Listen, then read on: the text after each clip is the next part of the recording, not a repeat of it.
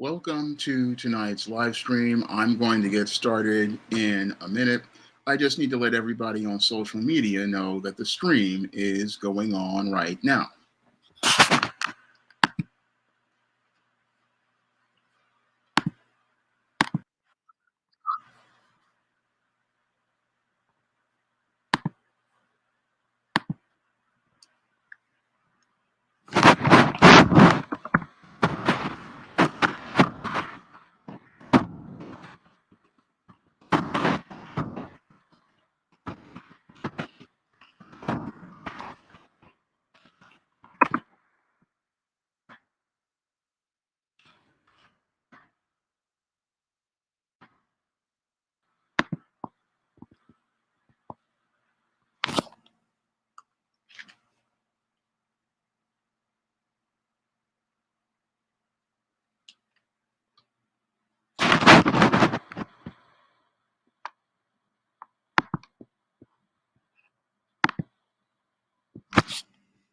Hey, Gboot2786, glad to see you here.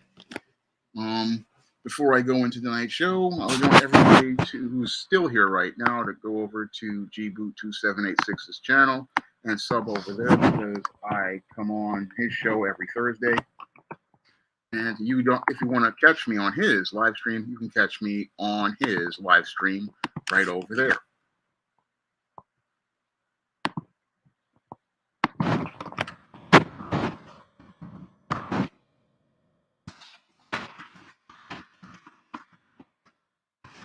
So, gonna get into tonight's topic, and tonight's topic, Lori Lightfoot and the fear of Black competence, is actually based on a talking point from my 2011 novel, The Temptation of John Haynes.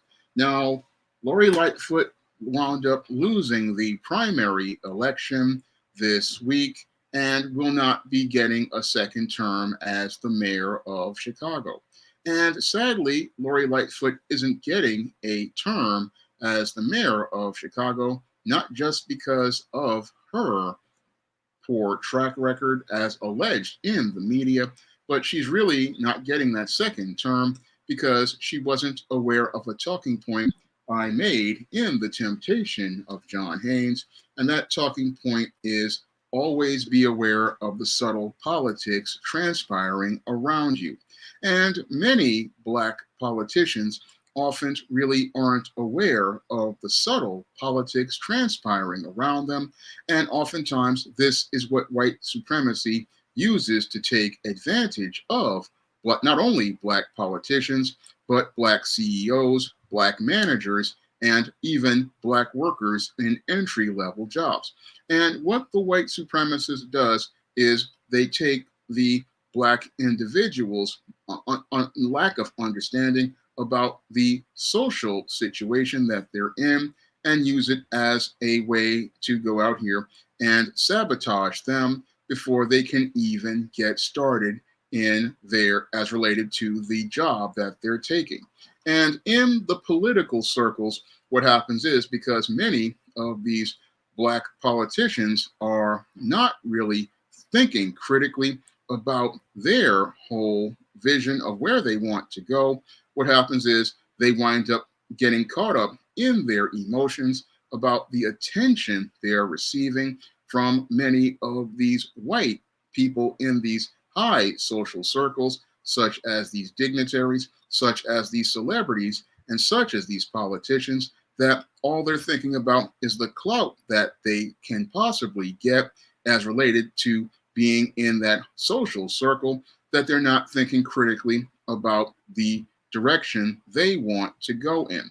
And because they're not thinking critically about the direction they want to go in as related to what they want to accomplish, what happens is that the white supremacist winds up throwing off their focus. And when they throw off their focus, what happens is they, instead of them controlling the narrative of their political or professional agenda, what happens is they wind up being lost and directionless. And when they wind up lost and directionless, this allows the white supremacists to control the narrative as related to their overall career. Now, what the white supremacist wants to do with black politicians, black executives, and even black workers is what they want to do is present them as the image of incompetence. Because what the white supremacist wants to do is go out here and make it where the black person is made to appear to be incompetent. Because if you make people believe that the black person is incompetent, what this does is make it where people don't really trust that black person as related to doing the job that they wanted to do. And competence is something that a person who's out here really has to focus on, because competence means that you have the ability to do your job. And because you have the ability to do your job and meet a level of standard, what happens is people trust your ability to go out here and do your job. And this is something that white supremacy does not want anybody to see black people as being competent. And this is what happens to many politicians like a Lori Lightfoot, is while they're caught up in their emotions about the attention they're receiving from all of those prominent white people, they aren't focused on their competence and how they are being perceived by the public. And this is something that the white supremacist looks to capitalize on as related to black people. They want to go out here and make black people appear to be incompetent, because when you make somebody appear to be incompetent, you can sow the seeds of doubt as related to that person's performance.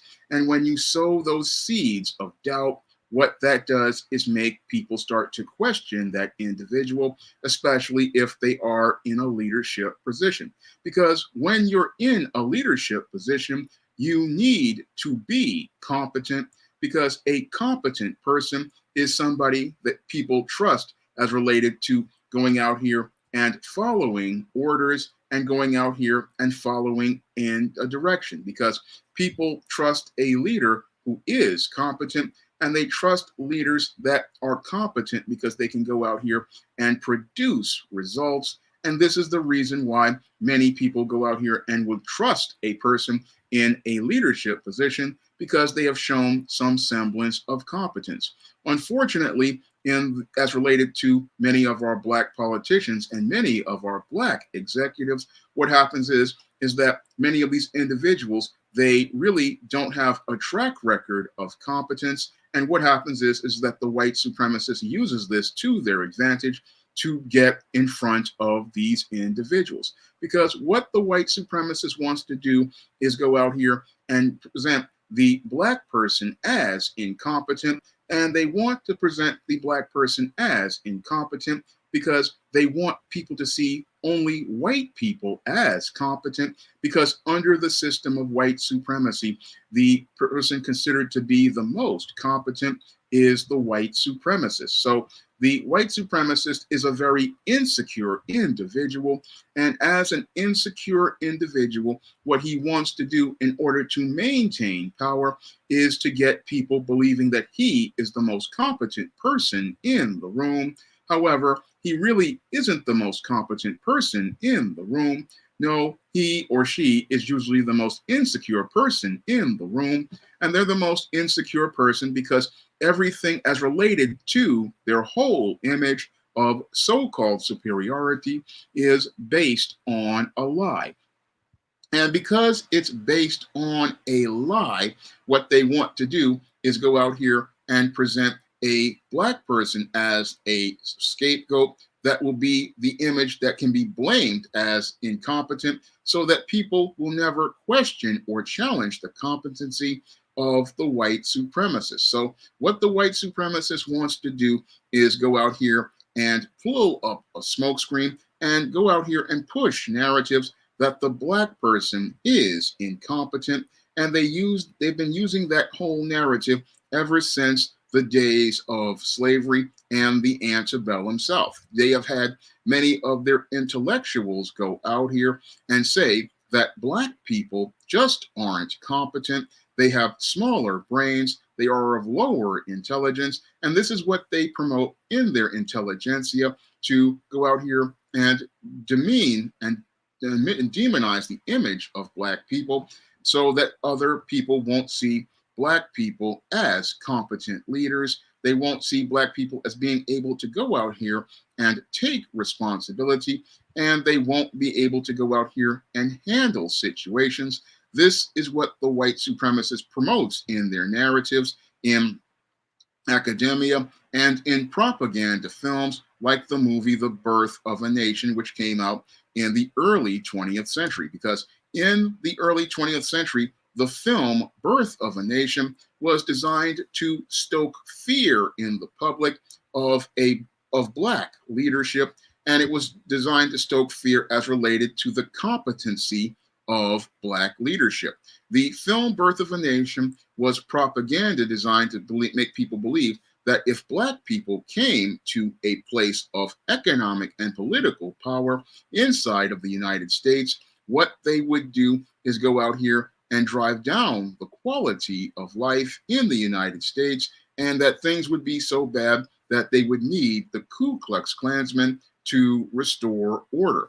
That is the propaganda anti-Black message that was promoted in Birth of a Nation. And the whole goal, again, was to make Black people appear to be incompetent.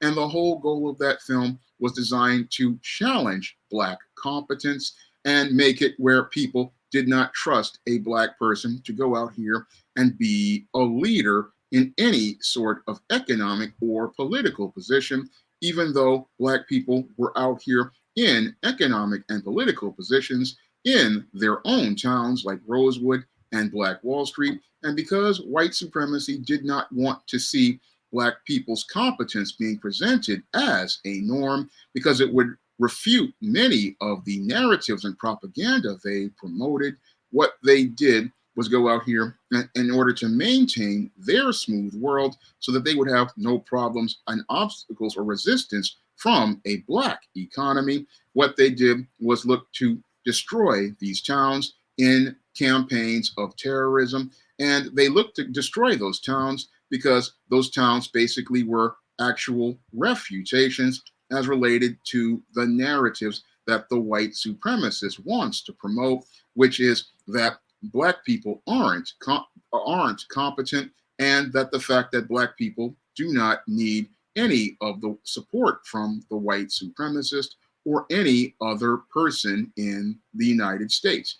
That's what the white supremacist wants to promote in their whole media platforms, and that's what they want to promote in the propaganda in academia and other parts of the United States media.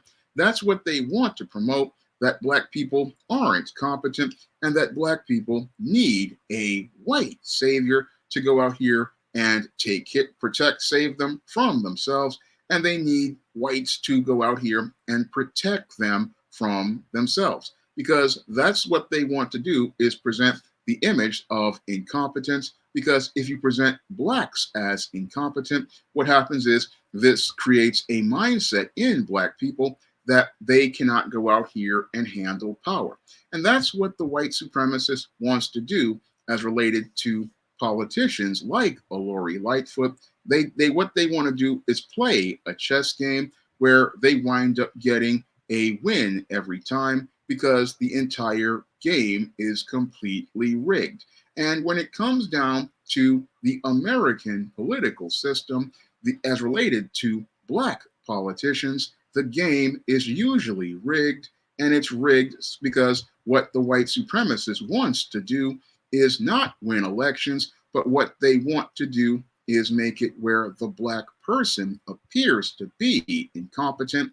Because if you can make the Black person appear to be incompetent, like what was presented in their narrative as related to Birth of a Nation, what happens is this prevents Black people from being able to wield political power. And if they can get Black people to not wield political power and create narratives that speak against Black people wielding political power, what this does is make it where nobody trusts Black leadership.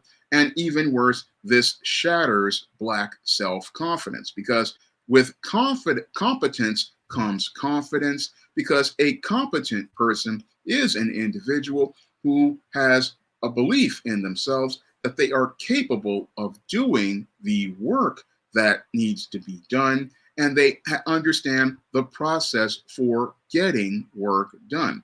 This is an individual who has gone out here and studied and applied process for an extended period of time, and they know the routine like the back of their hand.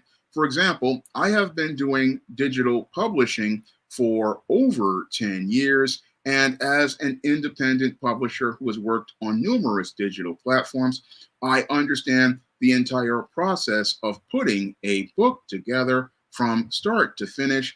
And I can go out here and produce a paperback or an ebook, and I understand that process of digital publishing.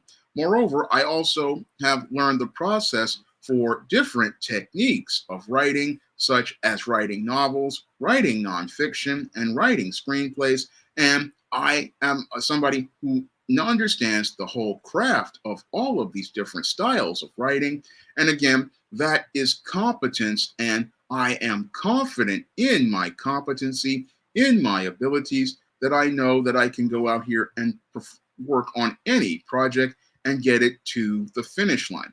And that is something white supremacy doesn't like hearing, that there is a Black person who is competent as related to their ability, because a Black person who is competent as related to their ability, this is something that scares the white supremacists, because a competent individual is somebody who, again, is a living, breathing refutation of their narratives, and is also somebody who can go out here and not only knows process, but can teach process to others. And this is something that the white supremacist does not really want as related to things like business and politics, because if you have competent Black people in these positions, what they can do is go out here and not only take power, but also maintain power structures. And this is why white supremacy works behind the scenes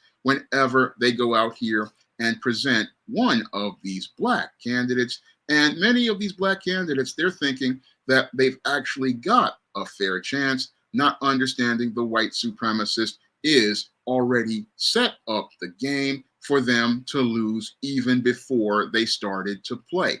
And again, this is what I mean by the subtle politics transpiring around us, because if you come into a game that somebody else has set up, if you've come into a game where somebody else has written the rules, if you come into a game where the opponents are 7 steps ahead of you, you are guaranteed to lose. And that's what happened not to Lori Lightfoot in Chicago this week. She was basically set up in a game where she was already set up to lose, and she was set up to lose by the white supremacists, who again wanted to make a point about Black competence, and their goal was to make the statement that if you put a Black person in a leadership position, they are guaranteed to fail every time.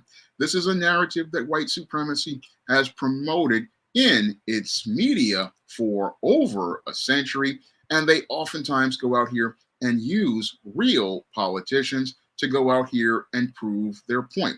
And what they do, again, is go out here, find the most educated and most prominent Black people, and they recruit them to go out here and take these positions. And because many of these Black folks are caught up in their emotions about receiving attention from whites and non-Blacks, and spellbound about fitting into the Black box that's acceptable to white people, they cannot see the subtle politics transpiring around them. And because they can't see the subtle politics transpiring around them, they can't see how they're in a chess game with a white supremacist who is already not only 7 steps ahead of them, but also rewriting the rules as the game goes along. So this is what many white supremacists do whenever they see a black person who is supposedly well educated, so part of so many professional social circles. What they will do is recruit that individual. And as they know this person is caught up in their feelings about getting white attention and white approval, they're not really seeing the subtle politics transpiring around them about how they want to frame a narrative around them regarding their competence. And that's what happened again to Lori Lightfoot in Chicago back in, I believe, in the 20 teens. She came out here thinking, oh, I'm going to be a part of this political circle, and they're going to want me because I'm not only a black woman, but I'm a part of the alphabet community, and they're going to want me to take this political position as the new mayor of Chicago. And sadly, because she couldn't see the subtle politics transpiring around her regarding competence, she was caught up in her emotions about running for mayor and going out here and being a reformer of the system. She couldn't see that what happens is that she was basically being used as a pawn by the white supremacist system to be the pawn that they would represent in their narrative as related to challenging black competence. Because what they wanted to do was go out here and on the surface say, hey, we're allowing this black person an opportunity passively, but aggressively, we are working against this individual, and we're already 7 steps ahead of this individual as related to promoting the narrative of as related to their competence. Because most black people, what we get caught up in is being the first black whatever, not understanding that the white supremacist has already stacked the deck to make sure that you are out the door and that you will be shown as the most incompetent person so that they can go out here and make the claim. This is what happens when you go out here and hire a black person. When you hire a black person, they're not able to get work done. They're not able to accomplish anything. They're not able to go out here and get anything done, right? This is the narrative that the white supremacist wants to push as related to black competence, because they know that if you start showing a black person as competent, what happens is people start to trust a black person's leadership, and that's something diametrically opposed to white supremacy, because in order for white supremacy to work, you need people to see the white man as not only a competent person, but the smartest person in the room, because in order for him to remain supreme, you have to see him as the smartest person and the only person who can be trusted. That is what the white supremacist wants as related to America, and not only America, but the world. He wants you to see the white person as the most competent person, and to see the black person as the most incompetent person, someone who is incapable of performing the most rudimentary tasks without being watched, the person who cannot be trusted anywhere in anything. And if this person is given any sort of power, it's believed that this person will basically fall completely apart. This is the narrative that the white supremacist will wants promoted as related to black people. And sadly, Lori Lightfoot, even with her high education, could not see this was the narrative that the white supremacists wanted to present as related to her running the city of Chicago. Now, the city of Chicago had been run terribly for years by a series of incompetent mayors. And what they wanted to do was go out here and say that Lori Lightfoot would be the person who would be the reformer. But the whole thing was she was just set up as controlled opposition to present the idea, oh, here's the black woman who's going to reform things. But the whole thing was they never wanted her to do that at all. And what they did was promote narratives to present her as the most incompetent person without ever challenging the competency of the 2 previous white individuals who basically ran the city of Chicago into the dysfunctional state that it's in. And because most people are spellbound and believe that white equals competence. They never challenged the two white guys who ran Chicago straight into the ground. No, what they do is buy into the idea of black incompetence, and with the media going out here and promoting the narratives of the black mayor not able to do the job, not being able to get things in order, not being able to get things straight, and saying that she's a reformer but can't get anything done. What this does is present the idea in most people's minds who have been indoctrinated into white supremacy that the black person is incompetent and that the black person is incapable of taking a leadership role, when the whole game was rigged from minute one, and the black person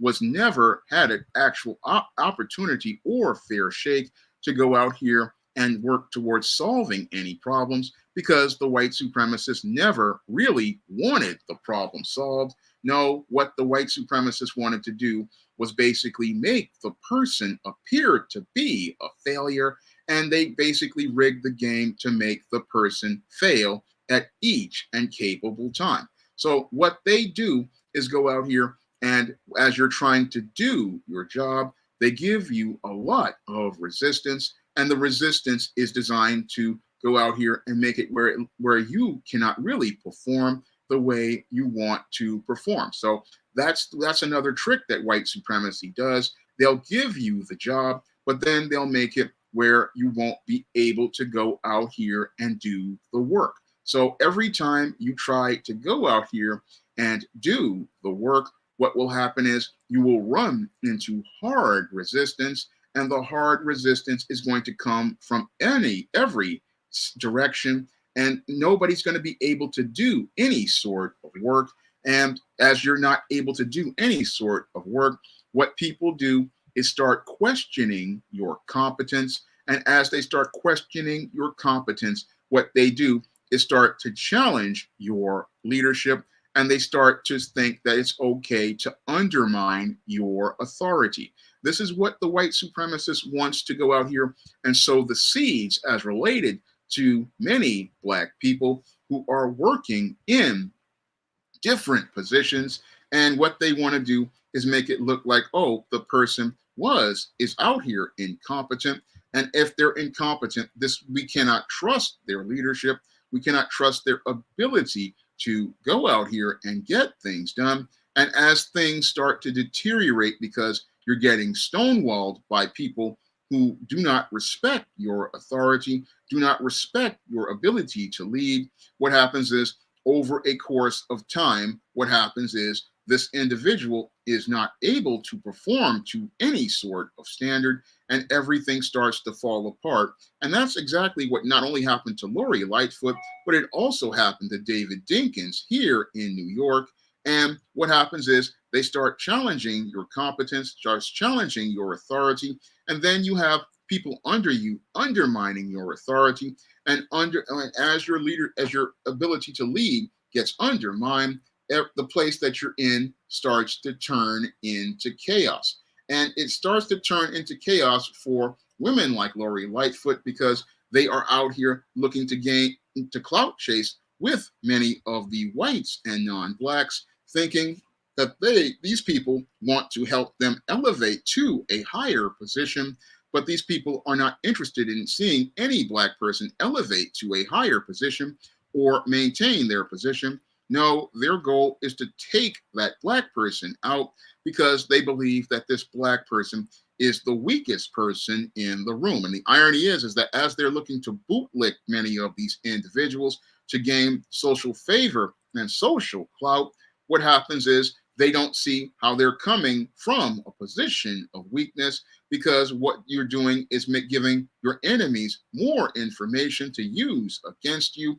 And you're looking to go out here and take that information and use it to their advantage. So basically, you have a black person who is out here, they're thinking they got a fair shake because they got in their emotions about being picked. They got in their emotions about having attention paid to them. They got in their emotions thinking, oh, these white folks like me. I'm well liked by these white folks and these non-black folks. not understanding that you are being set up like in the book Invisible Man, where the guy thought, oh, I'm going to go get on this rug and get this change, not understanding the rug was electrified and meant to take him down. And the whole thing was basically a trap. And this is what happens to many blacks who go out here and not only are in politics, but are also in business or anything out here. What happens is they wind up getting set up for failure before they even go out here and make the first move. What that happens is that the white supremacist, again, because they are controlling the board and controlling the rules of the board, this individual is thinking that if I play by those rules, I will win, but you cannot win in a rigged game because the game is constantly changing because the white supremacist is the one writing the rules of the game, and the rule of the game is whatever they say it is. And again, the whole goal is to have you chasing white supremacy standard instead of setting your own standards and having your own vision for where you want to go. So the whole thing is that they want to throw your focus off. And when they throw your focus off, this is where they get you playing their game. And that's what happened to Lori Lightfoot in Chicago. She played the white supremacist game.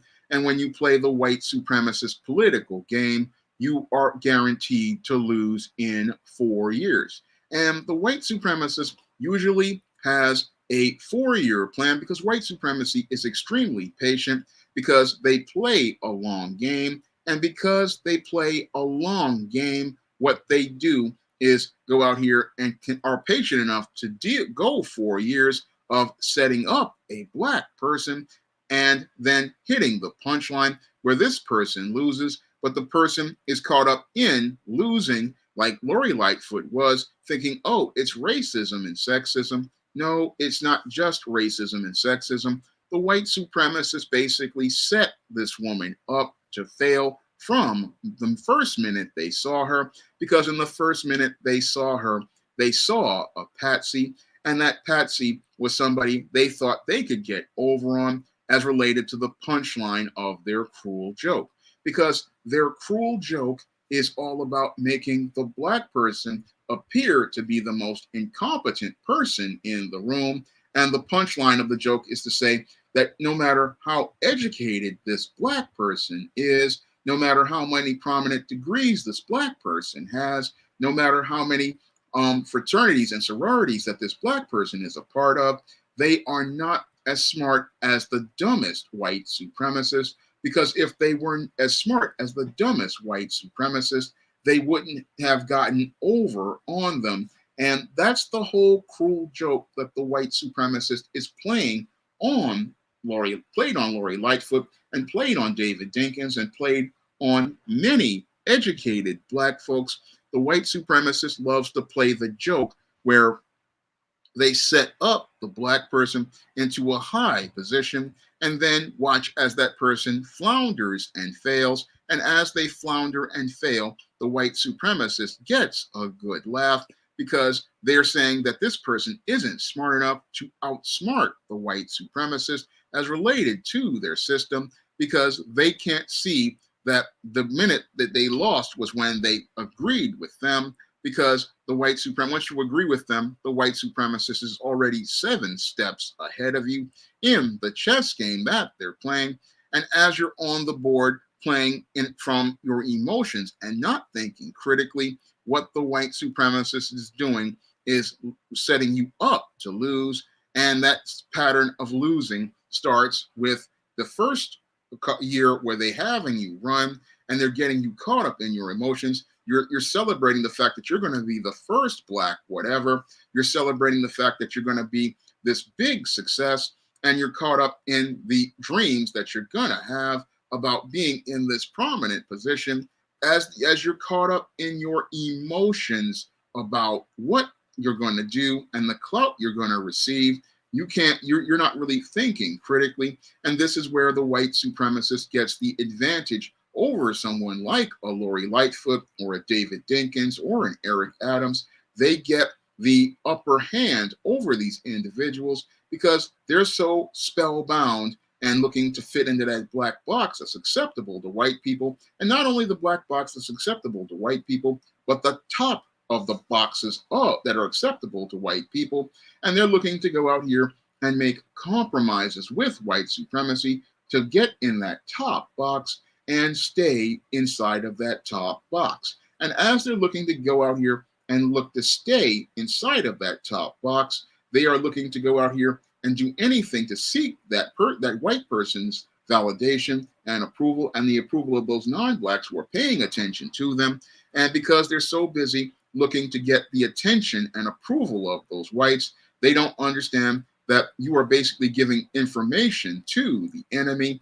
And as you're giving information to the enemy, they are going out here creating narratives as related to your competence. And the whole goal is to go out here and undermine your competence to make you into your own worst enemy. Because that's part of white supremacy's chess game, is to go out here and outsmart their opponent by getting their opponents to go out here and do most of their work for them. What they want to do is, when they put the black person in the prominent position, have them chasing them for attention and approval. And as they're chasing them for attention and approval, they are passively paying them attention, but aggressively giving them information that undermines them. And as they're undermining them, what they do is go out here and push narratives in their social circles that they control, questioning this person's competence. And as that person continues to make mistake after mistake, what they do is go out here and promote the narrative that this person is completely incompetent. And maybe this person really isn't ready for the position that they have. First, they start planting the seeds. Oh, maybe this person really isn't the right person for this job. They're making a lot of mistakes. And again, the mistakes that they're making is following the white supremacist, who is basically giving them bad information that is set up to sabotage them. Unfortunately, because these individuals usually are naive as related to how things work in white social circles, they don't see that the white supremacists are getting on code.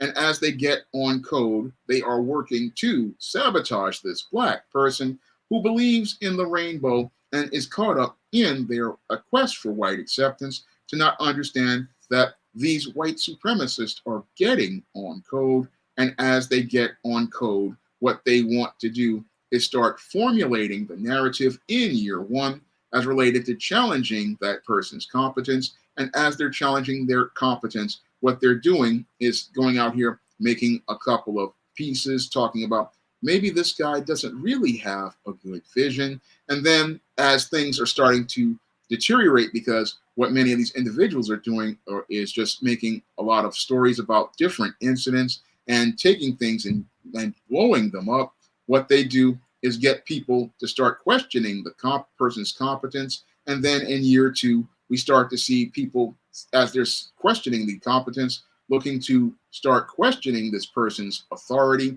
And then as things get more chaotic under that black leader, what they do in year two is get that person to start, people to start having doubts in this person's competence. And then as things get more and more chaotic, then in year three, people start going out here and start saying that this guy's leadership isn't very strong. And then you start to get opponents to try to challenge that leadership. And that's what leads into year three, when in year three, that's when the white supremacist starts developing their individuals to replace the black person. And they develop that person to replace the black person, because as people are getting caught up in the narratives as related to that black person's competence, what happens is people start saying, oh, this black person is incompetent, and maybe I can go out here and take that job. That's the whole goal as related to seeding those doubts in year two. And then you have guys in year three saying, hey, this guy isn't very competent, so I'm going to challenge his authority. And they start making alliances with the white supremacists towards creating their own power base. And that's what happened. And while this is going on, the black person is sitting there completely clueless because they don't understand the subtle politics transpiring around them. They don't understand what's really going on as related to the white supremacist. They really don't understand that the white supremacist is already setting up his next person. He's grooming the next person to take that job. And while they've gone out here and created the symbolic gesture saying, hey, we want to hire this black person, we want to promote diversity, we want to show that a black person can lead, they were working to undermine that black person's ability to lead from day one. And they were out here participating, and again, in an insidious campaign, working inside their own organization to undermine them. And if you guys want to learn more about the subtle politics transpiring around you, you can pick up The Temptation of John Haynes, where I go more in depth on this subject. And you can pick that book up, and it'll give you a bit more in depth on it. Thank you, HackSign KT, for the super chat. I'm glad to give you this information. Thank you, Michael Gray, for the super chat. Pretty classy rating. This is a live stream. I'm talking live to everybody, breaking it down. What's going on, Stephanie Bozeman? What's going on, T-Mac 87? Tanya's Darkroom. I just put this title up to give people attention. I'm listening. Glad to see you here. Scorpio, glad to see you here. One Full Boss, glad to see you here. Glad to see you here from Pine Tops, Durafil, Eiffel, and what's going on, Yukosama 2001.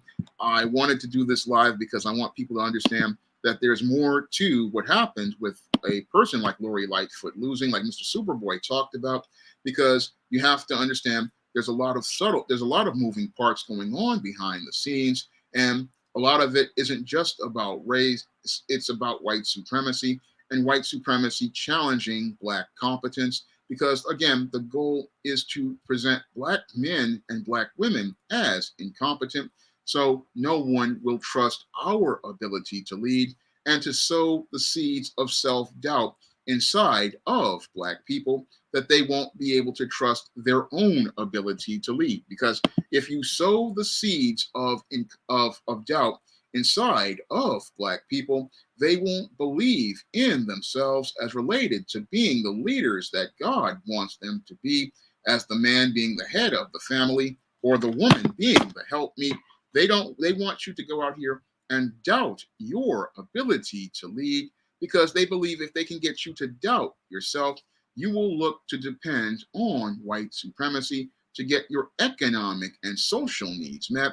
And what they want you to do is depend on white supremacy to get all of your needs met, because that's the fear of black competence. They fear if black people become competent, what will happen is that black person won't believe in their ability to lead, and they won't go out here and look to be the example of black excellence. And this is something I ran into when I was a little boy, back when I had the brain aneurysm when I was 7 years old. And ever since then, I've had to deal with challenges to my own competence from teachers, from classmates, and even co-workers on the job. I mean, people just doubted my abilities, but I had to trust in God and start believing in myself, because I understand that I am competent. And if I am competent, then I know what I'm doing. And the whole thing is I can't let anybody else make me doubt myself. And that's something that I had to learn over the years, because I've had to deal with people who had no faith in my abilities, but I had to go out here and believe that I know what I'm doing. And I have to believe in myself and trust in God. And this is something black people really don't understand. We got a lot of black folks, they don't believe in themselves. And again, this is about undermining your competence, because if you undermine a black person's competence, you undermine their confidence. And when you undermine a black person's confidence, what happens is they go out here looking to believe in a white supremacist. They believe that the only person who can lead them out of situations is a white supremacist. They believe the only person who can go out here and do things effectively is a white supremacist. And they start to look to the white person for their ability to get things done. And again, this is not something that God wants us to do, because this is basically us making white supremacy into a god. and deifying the false idols of the white man and the white woman. That's what white supremacy wants to black people to do, and that's why they want to undermine black competence, because they don't want black people having confidence. No, what they want to do is have us attach an emotional hose to white supremacy, and they want to attach that emotional hose to us so that they could manipulate black people. And what they want to do is manipulate black people by their emotions, because manipulating black people by their emotions is how they gain power. Because if the white supremacist can go out here and get you to react to him or react to the situations and narratives he's presenting, what you learn how to do is go out here and be afraid. And when you're afraid, what happens is you react by making decisions that are detrimental to you. And that's what the white supremacist lives for, is black fear. Because when black people are filled with fear, they start to question their own competence and they undermine their own confidence. And as they undermine their own confidence, they, instead of looking to go out here and trust the Most High God and trust in their own abilities, what happens is they start looking to people like the white leftist or the white right to go out here and be the one to solve their problems. And again, that's giving away your power. And when you give away your power, you allow others to have power, and that is what something that undermines black competence. Again, the whole thing about this whole Lori Lightfoot 4 years in office was white supremacy, basically setting up an individual so that black people would not trust black leadership. Black people would not see black leadership as competent. Black people would not go out here and look to be led by another black person. No, they would only see a white person as the one who's associated with success. And this is a campaign, again, they've been doing for over a century. But I saw this same campaign done in the late 80s to New York Mayor David Jenkins, the first black mayor. And this first black mayor basically was set up to fail from minute one. And then in year 3, they started to groom Rudy Giuliani to become the great white savior who would turn New York around. And the same thing is happening in Chicago right now. You have the white guy being groomed to be the savior who will go out here and clean up the city. And as this goes on, you're going to see them starting to write stories talking about how things are changing, things are getting better, how it's much safer. And it's all about, again, playing a mind game on people, because what they want to do is make you believe that the white person is competent. They want you to see the white person as the most competent person in the room. They want you to see the white person as the ones going out here. And the whole thing is that they set you up for failure. Blast Radius, they are behind a lot of her destruction. And again, they set you up to self-destruct yourself. And what they do is set you up by gassing your head up and getting you emotional. And then after they gas you up, they bring their advisors in. They start telling you what to do. You start making decisions based on what they tell you to do. And then everything starts falling apart. And that's why everything is fell apart there, because I saw it happen here in New York. The whole thing is it's about destroying the perception of black leadership. The whole goal is to destroy the idea of black leadership. And again, the white supremacist does not want you to see black people as competent.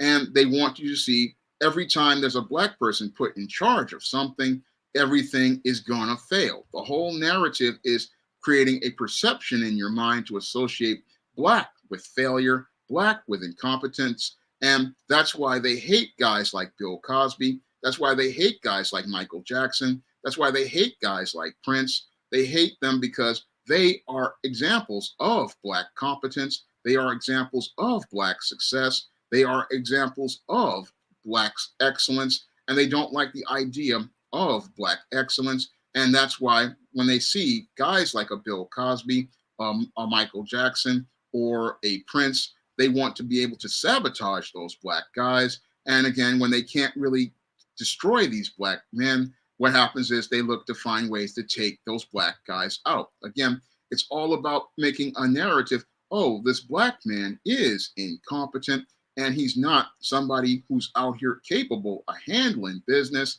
They want you to see that if you want business handled, you need to go to a white guy. You need to go to a non-black person. Again, it's about demonizing black people's competence and making black people's competence the ideal of failure, because what they want to do is make black leadership look like it's incompetent. And again, white supremacy creates controlled opposition. They find these educated folks in these elite circles, recruit them, and these guys don't even know that they're pawns on the chessboard. These are pawns on the chessboard believing they got a shot, and they don't understand you were set up for failure the minute you agreed to these with these white individuals. And again, the white individuals, they will let you make all the decisions that allow you to self-destruct. And then after you go out here and fail, what they do is use this as an excuse to close the door on every other brother out here or sister out here, because they have presented you as the example of incompetence that has led to everything failing. Now, there was one guy who caught the whole game, and I believe he was the editor who was going to be the new boss of DC Comics. He was the first black guy to be put in that position, and that dude basically saw the board, and he got out of that game, and that was one of the smartest black men I have ever seen in my life, because he understood the goal as related to DC Comics was they wanted to present him as the failure, and they wanted to make him the scapegoat for all of the failures that Dan Didio, Bob Harris, and Jim Lee participated in running DC Comics into the ground.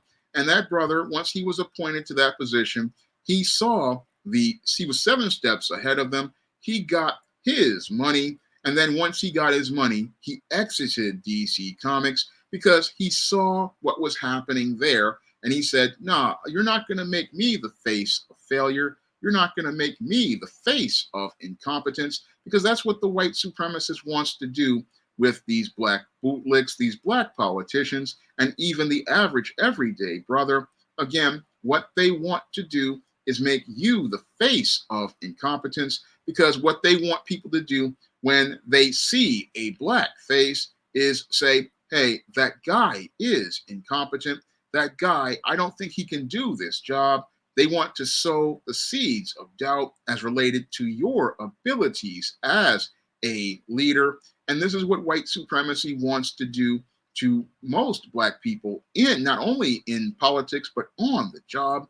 They want to sow those seeds of doubt, because what they want to do is go out here and make it where people are afraid of black leadership. And the whole thing is they don't want you to see a black person taking power.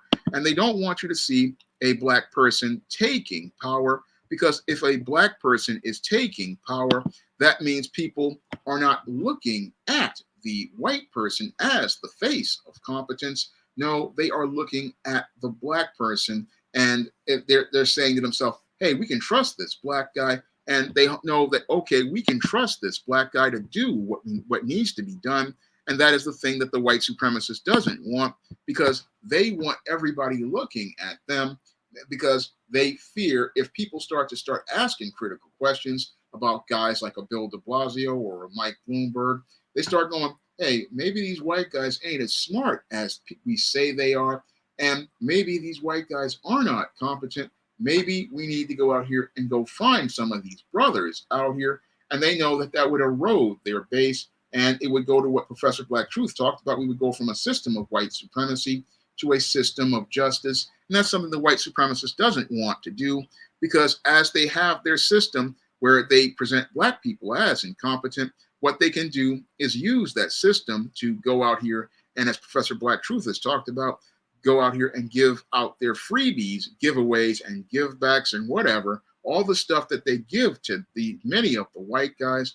They can go out here and do that because they don't have to have any sort of merit or competency. So if they are out here presenting their guys as competent, and the only people who are, again, the ones who are considered to be the best to handle things, then there's no accountability or responsibility. And because there's no accountability and no responsibility, what happens is you have these systems being completely unfair to a group of individuals, and they're receiving all the benefits. And that's why they want to continue to push Black incompetence, because Black incompetence means equal opportunity. Black competence means equal responsibility. Black competence means equal accountability. And Black competence means competition. Because with Black competence means that you have to step up your game and you don't have to keep doing the minimum as related to things. Because when you have white supremacy, the white supremacists can live a privileged life by going out here and not only getting those goodies and giveaways from their own friends, but they can also get 97% of Black dollars from codependent individuals who are buying into the ideal that the white person is more competent. Therefore, the white person in a leadership position will do things better. And when white people are running things, things will be better. That's what the white supremacist wants as related to maintaining their system. And that's what they want as related to the subtle politics transpiring around them. And again, Lori Lightfoot lost because she basically wound up trying to play a game with white supremacy and wound up losing badly because she didn't understand that the game was rigged from minute one. And this is where they go out here and bring in their great white savior, and the great white savior will come in, and then the narrative will completely change to make the white guy be the hero who saved Chicago the same way the white guy saved New York. And again, the whole goal is about making things where the white person is in charge, because maintaining white power is something white supremacy wants to do. And again, they use Black patsies to go out here and maintain their power while passively promoting so-called diversity, but aggressively making it look like the Black person is incompetent. And as they make the Black person appear to be incompetent, that the people are traumatized by all of the chaos transpiring around them. And as they're traumatized by the chaos transpiring around them, what they do is go out here and they go out here and make the Black person appear to be incompetent. And as they make the Black person appear to be incompetent, the whole goal is to traumatize people into voting for only white guys. And again, Glass Radius, they do this to all of the Black mayors. They do it to all of the Black executives. Again, the white supremacist knows who to pick. They know what pawns to put on the board. He's not going to put a competent person on the board. He's going to put the most person he can get in front of, because again, this is a game of chess for him, and he's going to go out here and get 7 steps ahead of these individuals. And that's why he picks these individuals, because again, as I've told everybody, this is a rigged game. And again, the game is set up so that they can win. And again, it's not just about winning, and because winning to them is proving a point about Black competence, and that goal is about creating Black competence and proving the point, oh, if we give this Black person a power, what they will do is go out here and fail. I mean, this has been in the movie Birth of a Nation. And if you guys watch the movie Birth of a Nation, I know it's a racist film, but the goal of that movie was to say, oh, if Black people get power, they will mess everything up. And again, what they will do is pick these Black bootlicks they can get in front of.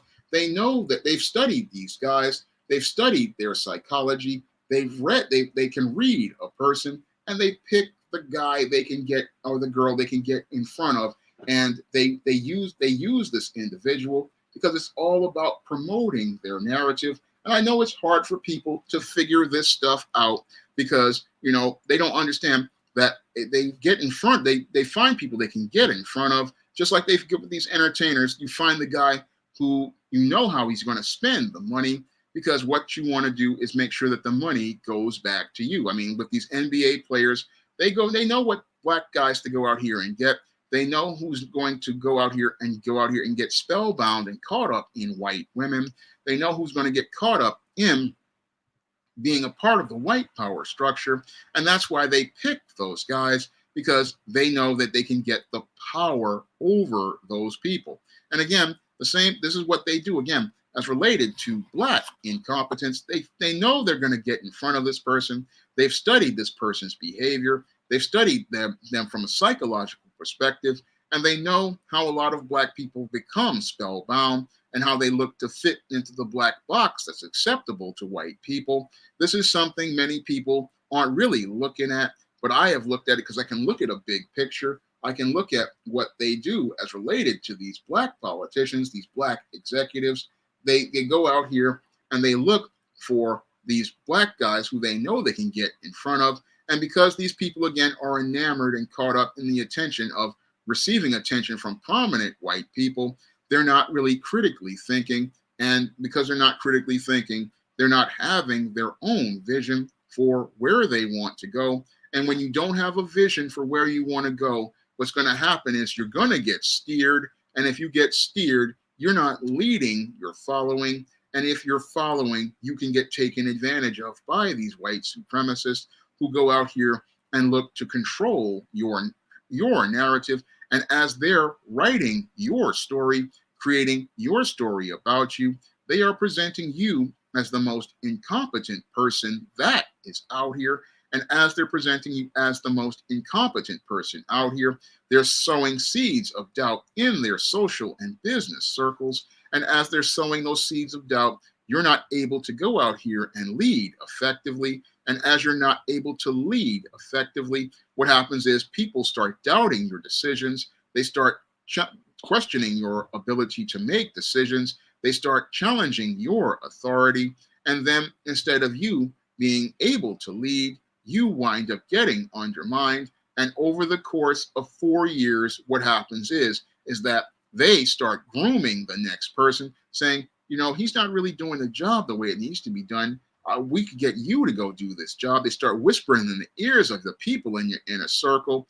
And as they go out here whispering in the ears of your inner circle, they take one of the people from your own inner circle or one of the people from the outside in, and they use that person to go out here and oust you out of your position, not understanding that white supremacy takes both sides of the argument.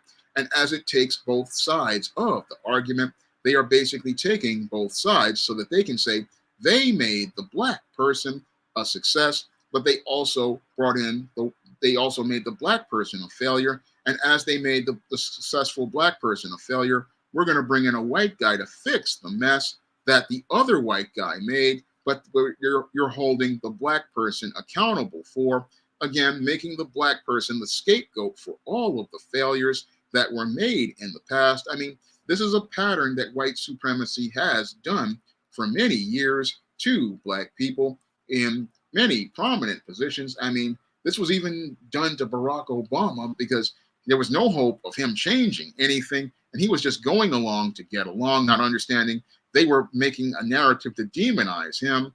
And that they don't, but nobody wants to talk about how George W. Bush basically ran the country into the ground. And they also they do this all the time. Again, whenever you have a white guy who screws up, they go out here and find a Black patsy to go take the job. Then they make the Black guy the face of failure, all the while deflecting from the white guy. And as you're looking at the Black guy as the complete failure, they go out here and say, oh, the Black guy was the one responsible for everything, and he was the one who made the complete mess, when the mess was made by a bunch of white guys. But nobody will hold those white guys accountable, and they won't hold those white guys accountable because in white supremacy, white guys are smart, white guys don't fail, white guys don't screw up, white guys and white girls go out here and they do everything right. But if the Black man, he's the one who he made the mess, he was the one who screwed everything up. And again, the only guy who caught it was that DC executive, that Black guy who was a part of DC. He saw what was happening, and he said, I need to get out of here. And he was the only one smart enough to ever get out of there in time. He understood, look, these guys basically are trying to make me responsible for the 14 to 15 years of failure of Dan Didio, of Jim Lee, and Bob Harris as they ran DC into the ground. And they want to make me the bad guy. So he went out here. He stayed, I think, for about 2 years or so, waited until his contract was over. And then after that, he wound up getting millions of dollars at their expense, and then was not made to be the fall guy because they had to go get a new guy. And again, the only guy who ever win the chess game because he understood the subtle politics transpiring around him. But sadly, many black people, we don't see what's going on behind the scenes because we really don't think critically about the big picture.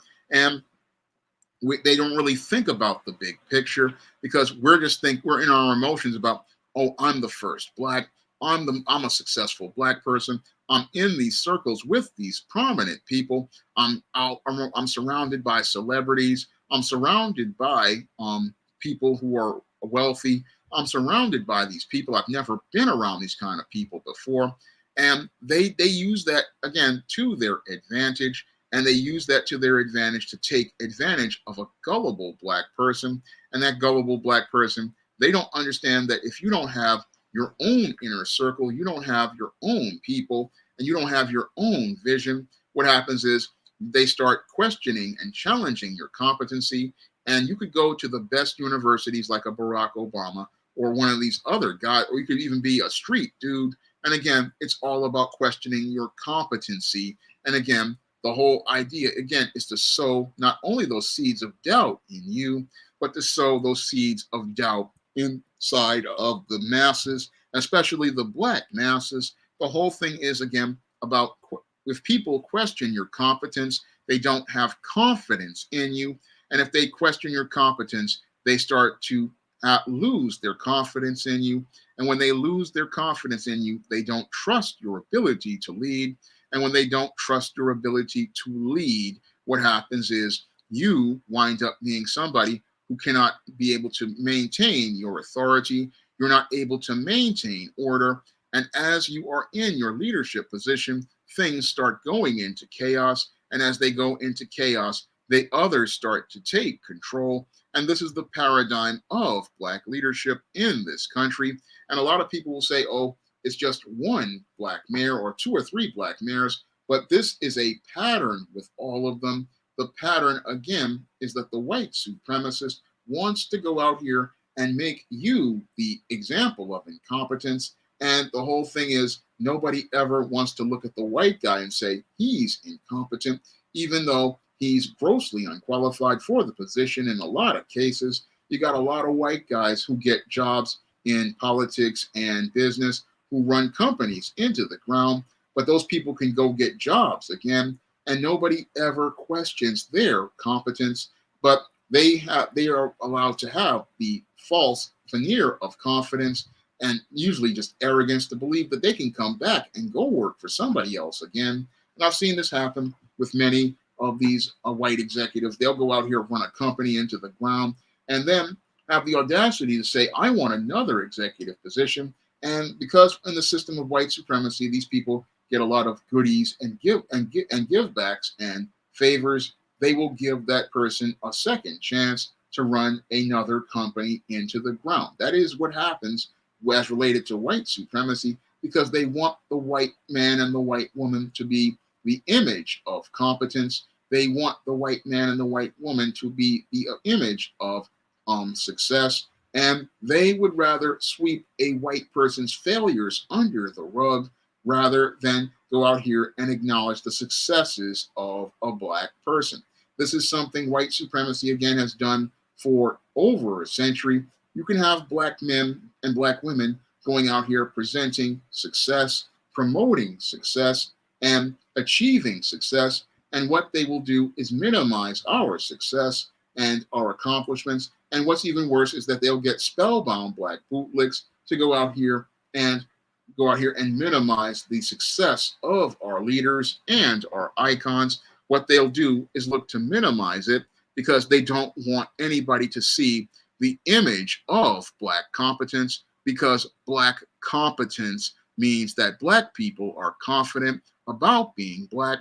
Black competence means that black people are confident in achieving success. Black people who are competent can trust another black person. And the whole thing that white supremacy wants to do by undermining black competence is to go out here and make it where black people don't trust other black people, and they look to get their needs met by other whites and non-blacks. Again, it's all about making the black person appear like they are not capable of doing their very best, being their very best, and accomplishing their very best. That's what this whole thing is all about. It's all about making the black person not be seen as an image of excellence, not being seen as an image of accomplishment, not being seen as somebody who can go out here and do. And this is again why they have such an issue with Prince, Michael Jackson, and Bill Cosby, because all three of those men were living examples of black competence. I mean, Bill Cosby is still alive, but Prince and Michael Jackson, when they were alive, were examples of black competence. They were examples of black leadership. They were examples of black talent. They were examples of black men actualizing their potential. And they were examples of black success that cannot be erased from the annals of history. And that's why they look to tarnish the names of men like Prince, Michael Jackson, and Bill Cosby, because all three of those men were examples of black competence. Might even throw Spike Lee in there because he was an example of black competence as related to film. And again, these are examples of men who can go out here and achieve. And that's what white supremacy doesn't like. They don't like the idea of black competence. So they always try to go out here and recruit those black people they can get in front of so that they can go out here and create a story of incompetence. And when they go out here and present that story of incompetence, it sows doubt in people's minds as related to a black person being able to achieve success. And even when black people do achieve success, what they want to do is go out here and try to tarnish that success or minimize that success. And again, that's all about trying to make it where you don't see a black person as the first person you want to go to, the first person you want to believe in, the first person you know that you can say, hey, if I go to this guy, I know I'm going to get something good. That's something that they want to put in your mind and your perception. They want you to sit there and say, you know, I really need to go to this white guy because he's going to do a great job. But they don't want you to say that about a black person.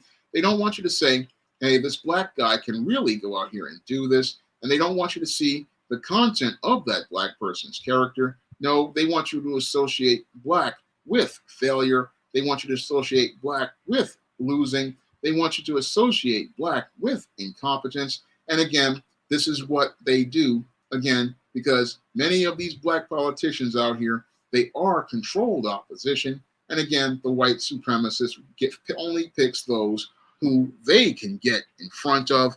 And again, you have to understand the game of chess that's being played in front of you.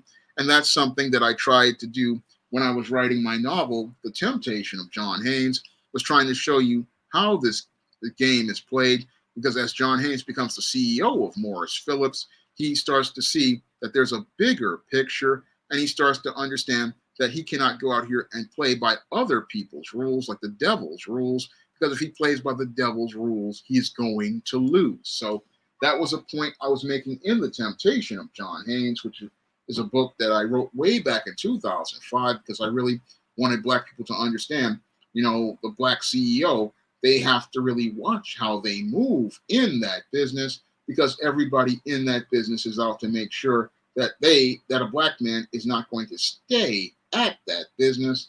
And that's a lesson I've learned working at many jobs, like when I was working at the City College of New York.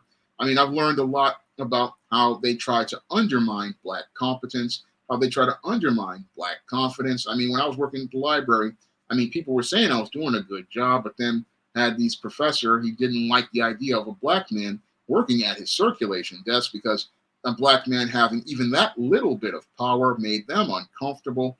And they try to minimize things by saying, oh, we're looking for a person with a sales and customer service background. And I didn't even know that these people were working to get me out before I even got in the job a good 6-7 months.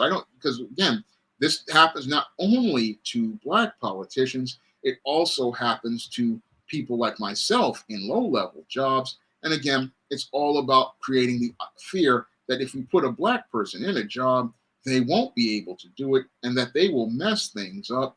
But the white guy with a GED, he can run the company straight into the ground and nobody's questioning his competence. But the black guy with the Harvard degree, he's the guy you're questioning his competence, or the black guy who can go out here and handle it. You question his competence. But the whole thing is, you don't want to see black competence because, again, black competence challenges white supremacy, and black competence is a, again, living, breathing refutation of many of their narratives and ideas about black inferiority because they want the black person to be inferior.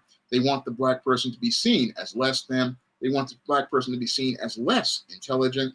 And they want the black person to be seen as the person who you have to doubt their abilities, or if they're on the job, they need to be watched by multiple people because the black person is going to do something bad. That's the whole thing that white supremacy wants as related to black people because they don't trust black people. And they think that if a black person gets power, they're going to, they fear that if we start doing jobs well, what will happen is people will see us as the face of competence, and nobody wants that face being black that you can trust. That is what white supremacy fears more than anything. They start seeing black faces as competent because if you start looking at, and the whole thing is, if you have black boys and black girls looking at a competent black man, this is something that white supremacy fears because that means there's a role model for those brothers and sisters to see of a black person. They fear seeing that competence and saying, oh, there's a brother who's doing good. There's a brother who knows what he's doing. There's a guy I can trust and go and talk to.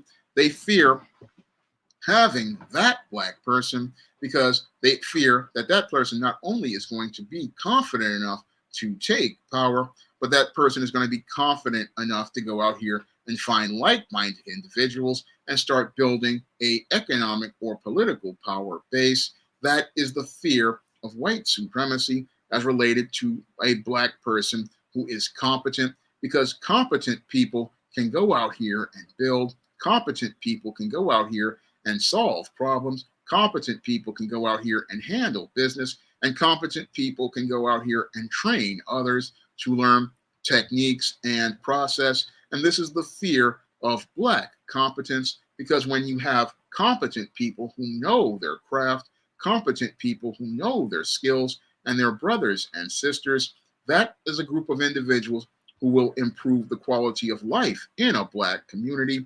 And again, they fear black competence, so they go out here and set up incompetent black people, and they set them up for failure. And as they set them up for failure, these individuals go out here and make it where the seeds of doubt are sowed, because the mainstream media starts sowing the seeds of doubt as related to these individuals being in power.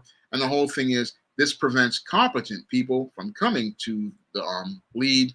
And again, they don't want the competent black person to come around, because the competent black person, if they come around, they're going to start solving problems. They're going to start finishing things. They're going to start setting boundaries. They're going to start establishing standards. And that is the fear of black competence, because black competence is one of the elements you need for black excellence, because black competence is how you get to black excellence. Because a competent person, they are looking to elevate their standards, and they're looking to take things to the next level. So when you get a competent black person, you go out here and you're heading on a road to excellence. And that is something white supremacy fears. It fears black competence, because black competence turns into black excellence, and black excellence will always trump white supremacy on the merits, because black excellence means that we are now capable of handling business.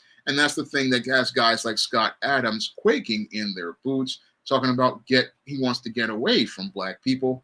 Well, he can stay away from black people because we had competent black people running places like Rosewood and Black Wall Street. And that is the fear that the white supremacist has. That's why they need Pookies and Ray Rays. That's why they need Junebugs and Bobbies. They need those guys because they fit the narratives that they want as related to black incompetence, because they fear black excellence. and they fear that there cannot be any black excellence without white supremacy. But the whole thing is they don't want black excellence. So that's why they sabotage those individuals who are considered to be the so-called cream of the crop. What they do is set these people up for failure. And as they set them up for failure, what happens is these individuals, they're thinking, oh, I've got this attention, but you don't have any respect.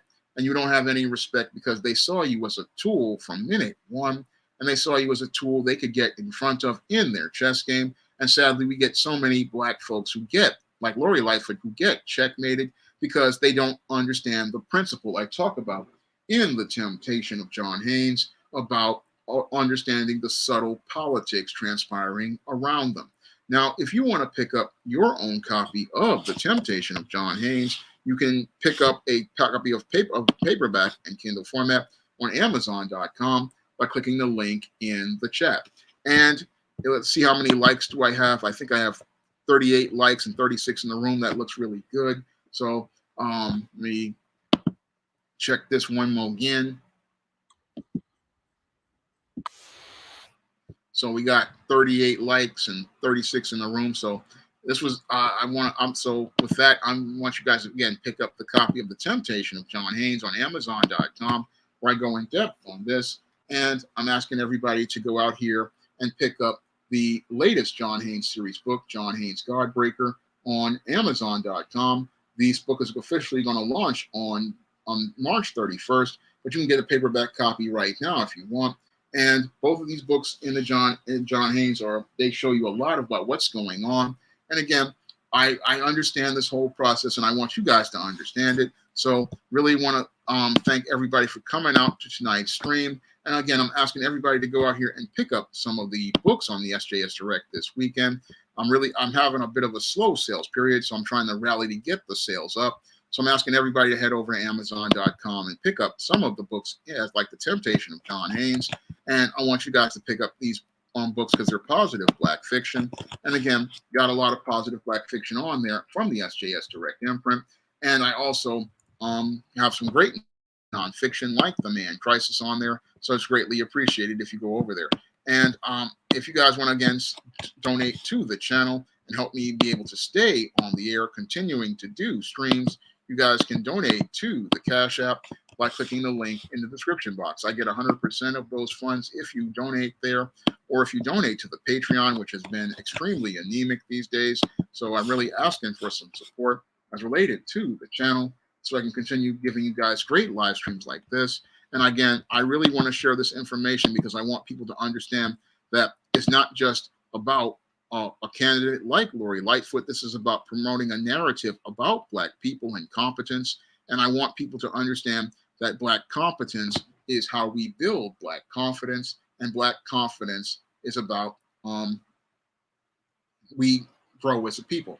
I'm going to go into that in John Haynes' Illuminati, Kamala Hari. In John Haynes' Illuminati, he deals with a white supremacist. So that book is coming up next year. I've done the first draft of that book. But this year, I've got John Haynes' Godbreaker, and I've got John Haynes' 1987 coming out. So if you guys go out here and support those books. Yard Night, I don't think she was a good mayor. I think she was just a political pawn. What happened with Lori Lightfoot was the same thing that happened with David Dinkins. It's the same thing that happens with many Black politicians. Again, many of these Black politicians are controlled opposition, like Professor Black Truth talks about. And you have to understand, with controlled opposition, it's about promoting narratives, and it's about promoting an idea in people's minds, because with white supremacy, it's about ideas. And the idea is to say, if we give a Black person power, they won't be able to handle that power. And that's something that I've learned from my many years of working different jobs. It's about making that Black person appear to be incompetent so that people will only trust the white guy. So Lightfoot became a messed up mayor, and she became a messed up mayor because, again, she did not understand the subtle politics transpiring around her, because you have to understand that when you're dealing with white supremacy, you're playing a rigged game of chess where they're already 7 steps ahead of you.